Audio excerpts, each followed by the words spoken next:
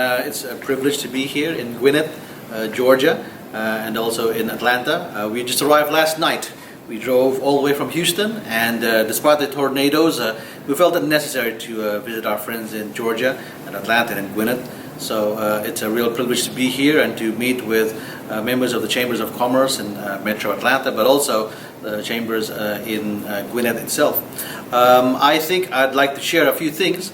I've only been in the US of A for 3 weeks, so visiting Georgia and Atlanta and Gwinnett is very, very important to me, so that I can know our friends there. But before that, I was also shocked to see and hear what happened last week with the shootings, and let me convey our heartfelt condolences to all people of Georgia, and of course my Asian friends here.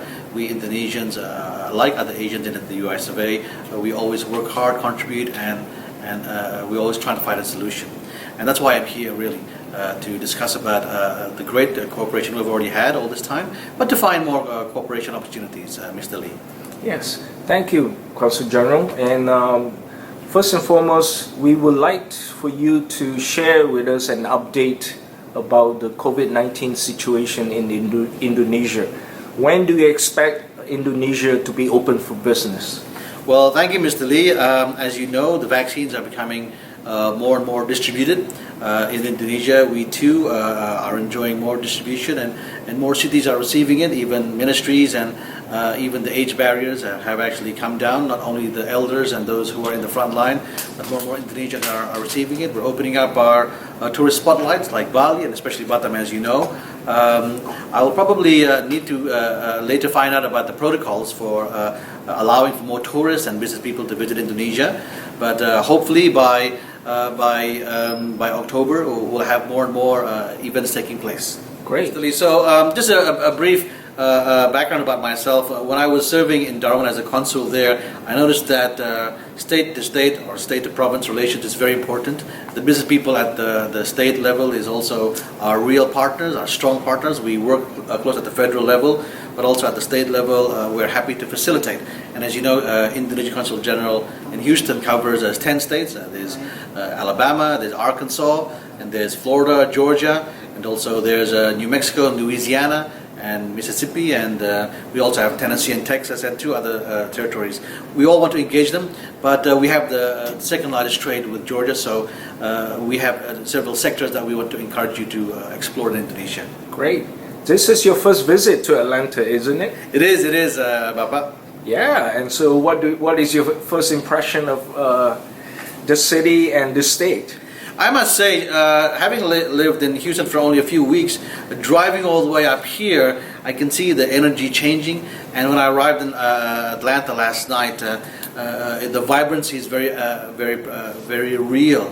The energy, and this morning's hustle and bustle when I went to downtown Atlanta, it's very, very much a fusion of culture. And so I'm excited to work closer with Georgia and Atlanta, and also now driving to Gwinnett. It's quite a beautiful locality here for us to explore more cooperation. Excellent. Do you know that there's a large Indonesian diaspora in Metro Atlanta? Actually, I'm glad that you said that. When the incident took place on that dark Wednesday afternoon, I had a Zoom meeting with them. And I'm inspired to see that they've been here for 30 years, 20 years, and many of them are researchers, and some of them are living in Athens and Georgia. So they're very, very strong, productive members of society. I'm going to be meeting them tonight, so I'm looking forward to how the consulate can better serve their needs and contribute to Georgia's economy. Okay, great. Well, specifically during your tenure here as Consul General, what are your key accomplishments, goals or tasks that you have in mind in terms of economic development and bilateral relation with Georgia? Well, I know for a fact, Mr. Lee, is that we're trading a lot with Georgia. We export about $1.4 billion, and we import about $250 million. More can be done. We can learn more from your industries, and we can make more trade. That's why when I talk with the chambers in Metro Atlanta, and also today with our friend from Mr. Nick Massino from Gwinnett, I'm hoping that not only we're working at the country level with Georgia, but to explore a business model for Indonesia and Georgia, be that in the form of a sister state relations with Georgia, or even sister county city relations, and to get the chambers of commerce working. I hope to have more meetings in Georgia, in Atlanta, and even in Gwinnett this year, at least 2 or 3 more meetings here to bring my business people and the community together. But in the next 3 years, I hope that business model will be established, so that whoever my successor will be having not just good trade, but good people-to-people relations. Excellent. Well, finally, final question for you, Consul General, and is there a specific message that you'd like to address the Indonesian community in Georgia? Thank you, Paulis. I just want to convey to my beloved Indonesians in Georgia, from Jakarta, we keep an eye on you. We're very proud of you. You've been an important member of society in Georgia and in your respective cities. Continue your contribution and your collaboration. This is the new normal. The Asian century is here. We are close partners with the people of the US of A and of Georgia.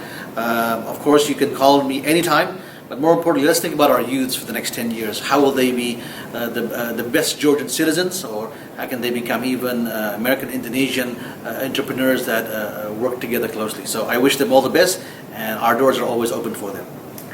Thank you, Consul General, and wish you have a productive stay in Georgia, and I look forward for your return visit in the coming months. Look forward to that too, Mr. Lee. Thank you.